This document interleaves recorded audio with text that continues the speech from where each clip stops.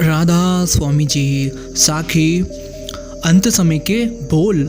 एक सज्जन ने तोता पाल रखा था और उससे बहुत स्नेह करते थे। एक दिन एक बिल्ली उस तोते पर झपटी और तोता उठाकर ले गई। वो सज्जन रोने लगा और लोगों ने कहा, प्रभु आप क्यों रोते हो, हम आपको दूसरा तोता ला देंगे। वो सज्जन बोले, मैं तोते के लिए नहीं रो रहा हूँ। पूछा गया, फिर क्यों रो रहे हो? कहने लगा, दरअसल बात यह है कि मैंने उस तोते को रामायण की चौपाई सिखा रखी थी। वो सारा दिन चौपाई बोलता रहता था। आज जब बिल्ली उस पर झपटी तो वो चौपाई भूल गया और टाएं टाएं करने लगा। अब मुझे ये फिक्र खाए जा रही है कि रामायण तो मैं भी पढ़ता हूँ, लेकिन जब यमराज मुझ पर झपटेगा ना मालूम मेरी जीवा से रामायण की चौपाई निकलेगी या तोते की तरह टाएं टाएं निकलेगी। इसलिए महापुरुष कहते हैं कि विचार विचार कर तव ज्ञान और रूप ध्यान इतना पक्का कर लो कि हर समय हर जगह भगवान के सिवाय और कुछ ना दिखाई दे। हर समय सिर्फ भगवान का ही नाम निकले। अंत समय ऐसा ना हो कि हम भी तोते की तरह भगवान के नाम की जगह हाय हाय करने लगें।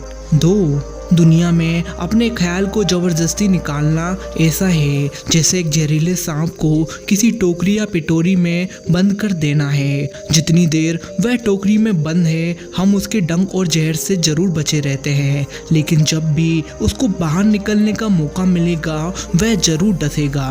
कभी अपनी आदत से बाज नहीं आता। अगर उसी सांप को पकड़कर उसकी विष की थैली निकाल दें तो वह विषहीन हो जाता है और हम हमेशा के लिए उसके डंक से बच जाते हैं। चाहे फिर उसे गले में डालकर रखें। जबरदस्ती मन को काबू करना ऐसा ही है जैसे हम किसी बदमाश को पुलिस के हवाले कर देते हैं।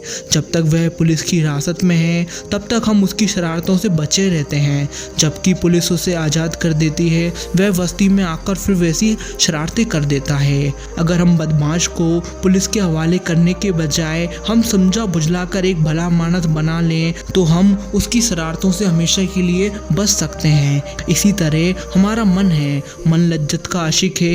एक चीज से प्यार करता है। अगर दूसरी चीज या शक्ल दिखाई देती है तो पहली को छोड़कर दूसरी की ओर दौड़ना शुरू कर देता है। जब तक हमारे मन को दुनिया की लज्जत और मोह या प्यार से ऊंची और सच्ची लज्जत नहीं मिलती, यह दुनिया की लज्जत और मोह या प्यार को किसी भी हालत में छोड़ने को तैयार नहीं होता। वह ऊंची व सच्ची शब्द या नाम की लज्जत है। वह लज्जत इतनी ऊंची, पवित्र और निर्मल है कि उसे पाकर हमारा मन अपने आप दुनिया के मोह और प्यार को छोड़ देता है। जिसको हीरे और जवाहरात मिल जाते हैं वह कौड़ियों के लिए दर बदर ठोकरें नहीं खाता। इसलिए जब समय मिले, जितना भी समय मिले, भजन सिमरन सच्चे नाम में लगाना चाहिए। 3 एक बार तीसरी पातशाही जी किसी गांव में गए। सत्संग हुआ। नाम पर चर्चा हुई कि कौन कौन नाम जपता है और कौन कौन नहीं जपता। एक भक्त ने कहा कि मेरे पास काम बहुत है, समय नहीं मिलता, सिमरन कब और कैसे करें। गुरु महाराज ने फरमाया कि इस गांव में एक कुआं है। भक्त ने कहा, हाँ है तो गुरु जी महाराज ने कहा, वहाँ मौजूदा संगत को भी साथ ले गए।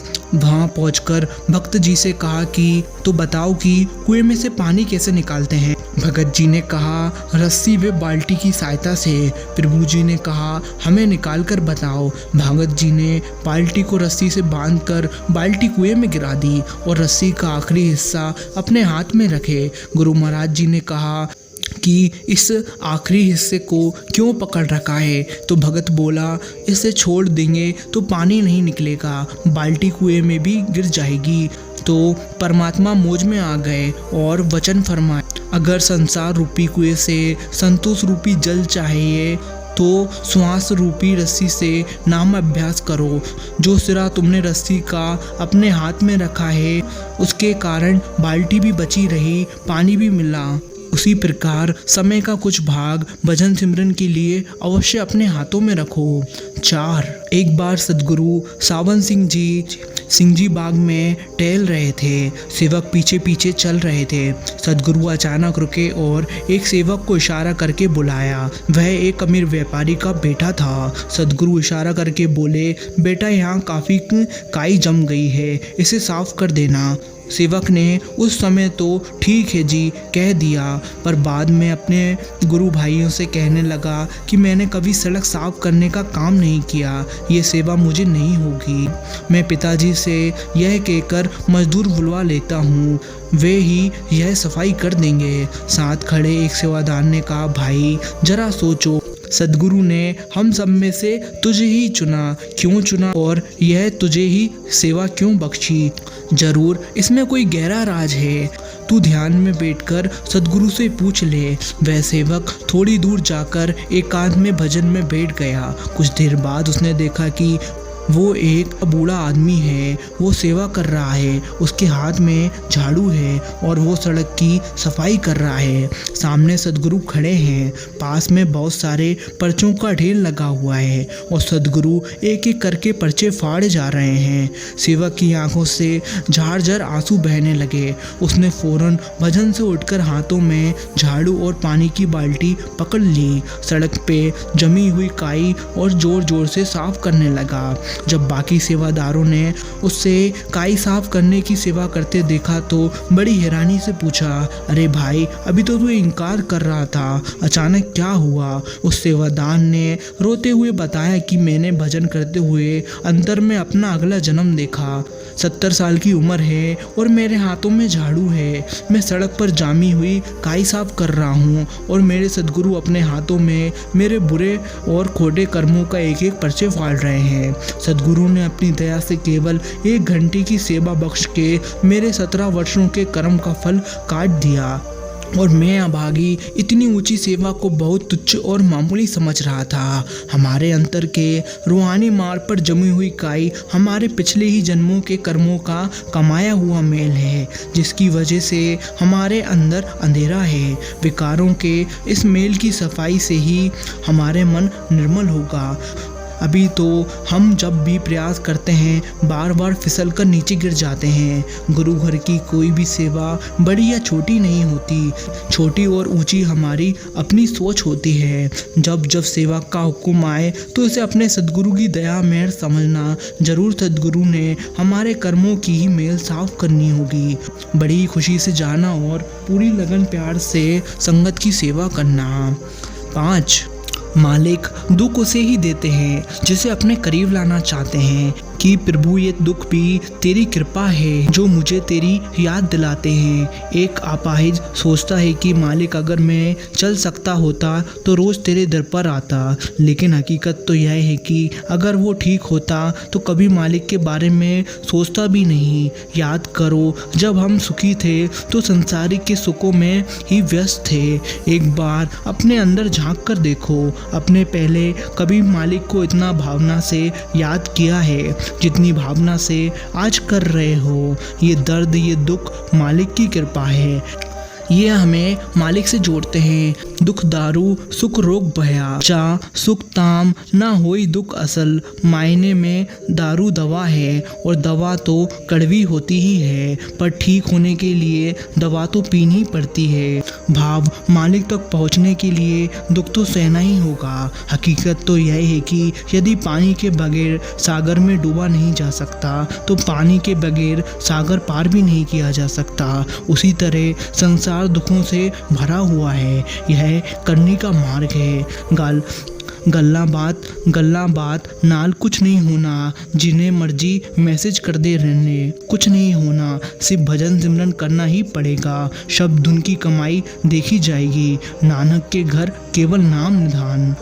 6 एक गांव में एक परिवार रहता था। उनका एक छोटा सा बच्चा था। एक दिन उस बच्चे ने अपने मुंह से बड़ा सा पत्थर डाल लिया। सभी घर वाले घबरा गए और सवेरे बच्चे को समझाया, बेटा पत्थर मुंह में नहीं डालते, मुंह में पत्थर बाहर निकाल दो। पर वह बच्चे ने किसी की बात नहीं सुनी, पत्थर मुंह से नहीं निकाला। वे सभी उस बच्चे को डॉक्टर के पास ले गए तो वो डॉक्टर भी किसी दूसरे गांव में गया हुआ था। सभी बहुत परेशान हो गए कि अब क्या होगा, अब क्या करें। एक पड़ोसी बोला, गांव में एक महात्मा जी आए हैं, बच्चे को उनके पास ले चलो। घर वालों ने उस बच्चे को महात्मा जी के पास ले गए। महात्मा जी ने 1 मिनट में ही बच्चे के मुंह से पत्थर बाहर निकलवा दिया। सभी बहुत हैरान हुए है और खुश भी हुए। सभी ने पूछा, महात्मा जी आपने बच्चे को कैसे मनाया? महात्मा जी ने फरमाया, बच्चे के मुंह में पत्थर था, मैंने उसे मीठी चॉकलेट दे दी तो बच्चे ने पत्थर बाहर निकाल फेंका। तात्पर्य ये है कि ये जो पत्थर है ये तो हम सभी के मुंह में है और हम 5 विकार समझें, काम, क्रोध, लोभ, मोह, अहंकार। और ये जो चॉकलेट है यह है भजन सिमरन की मिठास। ओ रस आवा ए रस नहीं भावा। लेकिन हम अपने सदगुरु द्वारा बख्शी गई नाम की दीक्षा की चॉकलेट का स्वाद कब चखेंगे? कितना समय हमने फिजूल में गवा दिया है। क्या हम पूरी जिंदगी इन विषय और विकारों की मोह ममता के पत्थर चूसते रहेंगे या अपने अंदर बरस रहे नाम के अमृत को पीने की कोशिश करेंगे? 4 गवाया हड में 4 गवाया सम, लेखा रब मांगे सिया, तू आयो केड़े कम। 8 सब कुछ अपना एक राम पर आया। अफसोस से कहना पड़ता है कि साथ संगत जी हम एक दूसरे को रास्ते दिखाने में ही रह जाते हैं, खुद उस रास्ते पर कितना चल रहे हैं ये सोचिए। कड़वी है लेकिन सच्चाई है। पूरे दिन में कितना वक्त देते हैं, कितनी बार मालिक को याद किया है। ठीक है, थोड़ी बहुत जानकारी हमें है लेकिन अभी हम उस मुकाम तक नहीं पहुंच सके, दूसरों की कमियां ढूंढने में लगे हैं। बेहतर तो यह होगा कि अपने भीतर झांके, देखिए कितने गुनाहों और अवगुण भरे हैं इस देह में। जन्म जन्म की इस मन को मन लागी काला होए स्वाय, कैसे रहेगा वो मालिक इस देह में? संतों ने तो इसे नारायणी देह कहकर बयान किया है, लेकिन हमने गुनाहों से, गलत सोच से इस देह को, इस मंदिर को गंदा रखा है। झूठे रिश्तों में वक्त बर्बाद कर रहे हैं। आज मैं खुद यही सोचता हूँ कि अगर अभी संसार छोड़कर जाना पड़े तो कोई शक नहीं कि वो मालिक हमारी संभाल करेगा। लेकिन हमने क्या कमाया है? बाबा जी सही फरमाते हैं, खाली आए और खाली चले गए, क्या मुख लेकर जाएंगे? धन दौलत तो साथ नहीं जाएगा, जो जाएगा वो कमाया नहीं। फिर 84 फेरा। बाबा जी साफ शब्दों में कहते हैं, अभी नहीं तो फिर कभी नहीं, इसलिए वक्त रहते संभल जाएं, अच्छा है। 9 दुखी हो मतलब कर्मों की सफाई चालू है। हमारे कर्म काटने के लिए भी हमको दुख दिए जाते हैं। दुख का कारण तो हमारे अपने ही किए गए कर्म हैं जिनको हमें भुगतना ही है। यदि दुख नहीं आएंगे तो कर्म कैसे कटेंगे? एक छोटे बच्चे को उसकी माता साबुन से मल मल के नहलाती है जिससे बच्चा रोता है, परंतु उस माता को उसके रोने धोने की कुछ भी परवाह नहीं है। जब तक उसके शरीर पर मेल दिखता है तब तक उसी तरह से नहलाना जारी रहती है और जब मेल निकल जाता है तब ही मलना रगड़ना बंद करती है। वह उसका मेल निकालने के लिए मलती रगड़ती है, किसी दोष भाव से नहीं। माँ उसको दुख देने के लिए नहीं रगड़ती, परंतु बच्चा इस बात को समझता नहीं है और इसलिए रोता है। इसी तरह हमको दुख देने से ईश्वर को कोई लाभ नहीं होता, परंतु हमारे पूर्व जन्मों के कर्म काटने के लिए, हमें पापों से बचाने के लिए, जगत का मिथ्यापन बताने के लिए वह हमको दुख देता है। अर्थात जब तक हमारे पाप नहीं धुल जाते तब तक हमारे रोने चिल्लाने पर भी ईश्वर हमको नहीं छोड़ता। इसलिए दुख से निराश ना होकर हमें उस समय की नजाकत को समझते हुए मालिक से मिलने के बारे में विचार करना चाहिए और अधिक से अधिक भजन सिमरन करना चाहिए। 10 एक महिला हर संडे सत्संग जाती थी। एक दिन उस महिला ने सिक्योरिटी से कहा, अब मैं सत्संग नहीं आया करूँगी। पर इस पर सेक्रेटरी ने पूछा क्यों? तब महिला बोली, मैं देखती हूँ कि लोग सत्संग घर में अपने फ़ोन से अपने व्यापार की बात करते हैं। कुछ ने तो सत्संग घर को ही गपशप करने का स्थान चुन रखा है, कुछ सेवा का दिखावा ज़्यादा करते हैं। इस पर सिक्योरिटी कुछ देर तक चुप रहे, फिर कहा, सही है, परंतु अपना अंतिम समय निर्णय लेने से पहले क्या आप मेरे कहने से कुछ कर सकती हैं? महिला बोली, आप बताइए क्या करना है? सिक्योरिटी ने कहा, एक गिलास पानी भर लीजिए और एक बार सत्संग घर के अंदर परिक्रमा लगाइए। शर्त यह है कि गिलास का पानी गिरना नहीं चाहिए। महिला बोली, मैं ऐसा कर सकती हूँ। फिर थोड़ी ही देर में उस महिला ने ऐसा कर दिखाया। उसके बाद सिक्योरिटी ने महिला से 3 सवाल पूछे। पहला, क्या आपने किसी को फ़ोन पर बात करते देखा? क्या आपने किसी को सत्संग घर में गपशप करते देखा? तीसरा, क्या किसी को सेवा का दिखावा करते देखा? महिला बोली, नहीं, मैंने ऐसा कुछ भी नहीं देखा। फिर सेक्रेटरी बोली, जब आप परिक्रमा लगा रही थी तो आपका पूरा ध्यान गिलास पर था कि इसमें से पानी ना गिर जाए, इसलिए आपको कुछ दिखाई नहीं दिया। जब हम भी आप सत्संग आए तो अपना ध्यान सिर्फ सत्संग और सिमरन में ही लगाना, फिर आपको कुछ नहीं दिखाई देगा, सिर्फ सद्गुरु की पवित्रता दिखाई देगी। 11, एक बार स्वर्ग में घोषणा हुई कि भगवान से बांटने आ रहे हैं। सभी लोग भगवान के प्रसाद के लिए तैयार हो गए, लाइन लगाकर खड़े हो गए। एक छोटी बच्ची बहुत उत्सुक थी क्योंकि वह पहली बार भगवान को देखने जा रही थी। एक बड़े ही सुंदर सेब के साथ भगवान के दर्शन की कल्पना से ही खुश थी। अंत में प्रतीक्षा समाप्त हुई। बहुत लंबी कतार में जब उसका नंबर आया, भगवान ने उसे एक बड़ा और लाल सेब दे दिया, लेकिन जैसे ही उसने सेब पकड़कर लाइन से बाहर निकली, उसका सेब हाथ से छूटकर कीचड़ में गिर गया। बच्ची उदास हो गई, अब उसे दोबारा से लाइन में लगना पड़ेगा। दूसरी लाइन पहली लाइन से भी कई लंबी थी, लेकिन कोई और रास्ता नहीं था। सब लोग ईमानदारी से अपनी अपनी बारी से सेब लेकर जा रहे थे। अंत वह बच्ची फिर से लाइन में लगी और अपनी बारी की प्रतीक्षा करने लगी। आधी कतार को सेब मिलने के बाद सेब खत्म होने लगे। अब तो बच्ची बहुत उदास हो गई। उसने सोचा कि उसकी बारी आने तक तो सेब खत्म हो जाएंगे, लेकिन वह यही नहीं जानती थी कि भगवान के भंडार कभी खाली नहीं होते। जब तक उसकी बारी आई तो और भी नए सेब आ गए। भगवान तो अंतर्यामी होते हैं। बच्ची के मन की बात जान गए। उन्होंने इस बार बच्ची को सेब देकर कहा कि पिछली बार वाला सेब एक तरफ से सड़ चुका था, तुम्हारे लिए सही नहीं था, इसलिए मैंने ही उसे तुम्हारे हाथों से गिरवा दिया। दूसरी तरफ लंबी कतार में तुम्हें इसलिए लगवाया क्योंकि नए सेब अभी पेड़ों पर थे, उनको आने में समय बाकी था, इसलिए तुम्हें अधिक प्रतीक्षा करनी पड़ी। ये सब अधिक लाल, सुंदर और तुम्हारे लिए उपयुक्त है। भगवान की बात सुनकर बच्ची संतुष्ट हो गई। इसी प्रकार यदि आपके किसी काम में विलम्ब हो रहा है, उसे भगवान की इच्छा मानकर स्वीकार करें। भगवान अपने बच्चों को वही देगा जो उसके लिए उत्तम होगा। ईमानदारी से अपनी बारी की प्रतीक्षा करने में सबकी भलाई है। 13, संतों का भक्ति मार्ग एक सहज मार्ग है जिसका अनुसरण सभी कर सकते हैं। गुरु शिष्य के हृदय में भक्ति का बीज बोता है, लेकिन शिष्य को यह सिखाने की ज़रूरत है कि बीज का पोषण कैसे किया जाए। किसी भी नई चीज़ को सीखने के लिए अभ्यास की ज़रूरत होती है और अभ्यास के लिए अनुशासन की ज़रूरत होती है। इसलिए शिष्य को चाहिए कि वह अपना जीवन सामान्य ढंग से जिए और अपने अंतर में परमात्मा की मौजूदगी का एहसास हमेशा रहे और हमारे अंदर सहनशीलता और दया, प्रेम भावना होनी चाहिए ताकि हम अपने आध्यात्मिक लक्ष्य के निकट हो जाएं और अपने मन को वश करके एकाग्र मन से हर रोज कुछ समय रूहानी अभ्यास में लगाएं। रोजमर्रा के कामकाज करते हुए अपना ध्यान परमात्मा में रखें।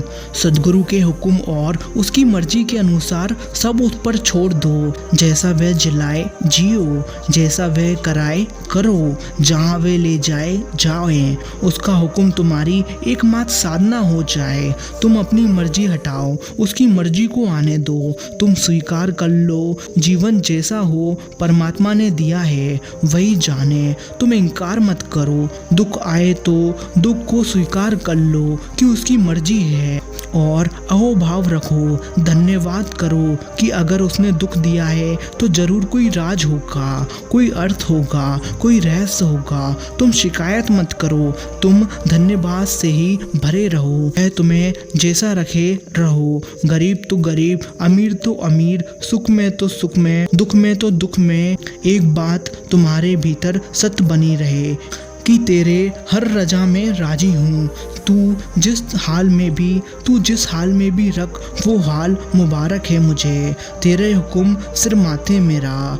राधा स्वामी जी।